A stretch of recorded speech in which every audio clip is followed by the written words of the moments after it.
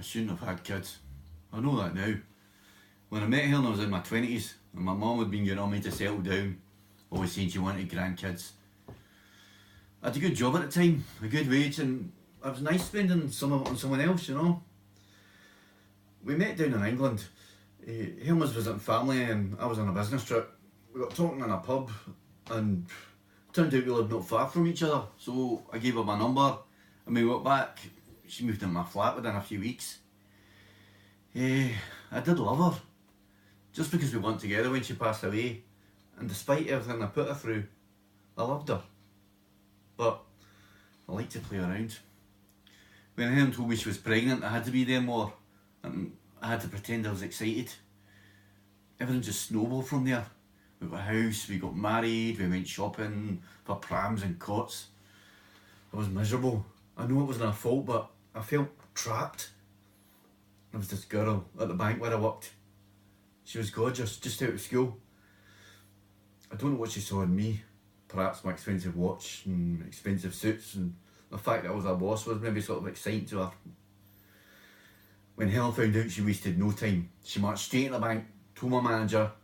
The next day, I was let go. Just like that. I don't think she knew I'd get fired, but she didn't care. She said I deserved it. Helen gave just as good as she got. She was quiet and sweet, but fiery when she had to be as well. I used to be a pretty quiet guy, you know, someone people want to spend time with, someone they could rely on. I don't recognise myself anymore. The first time I tried to hit her was just after we moved into the house. I couldn't believe I tried to hit my wife. I knew I was miserable and I knew I didn't really want to be a settled down family man, but I didn't know I was capable of that. I should have left there and then, but I didn't. I couldn't leave her alone and unemployed to raise two boys. Sounds a bit hypocritical, I know. I tried to support her. I stayed to support her and the kids, but terrorised them in the process.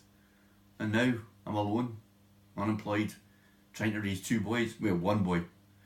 Connor's going to live with Helen's mum. I lost it one day. He couldn't get out of bed after his mum died, and school kept calling and sending letters, and I told him that if he didn't go to school, well, it doesn't matter what I said. He's happier with his nana, but she's not once has she asked to take Lewis. He's a bit of a handful, you know. I think he might have ADHD or something. Don't get me wrong, he's a good kid. He's always made people laugh and everyone loves him. But he's just too hyperactive. When you feel the way I do, and you have to live with that 24/7, it gets on your nerves. I know I shouldn't say that. He's my son and I love him. I love them both. But I didn't want them.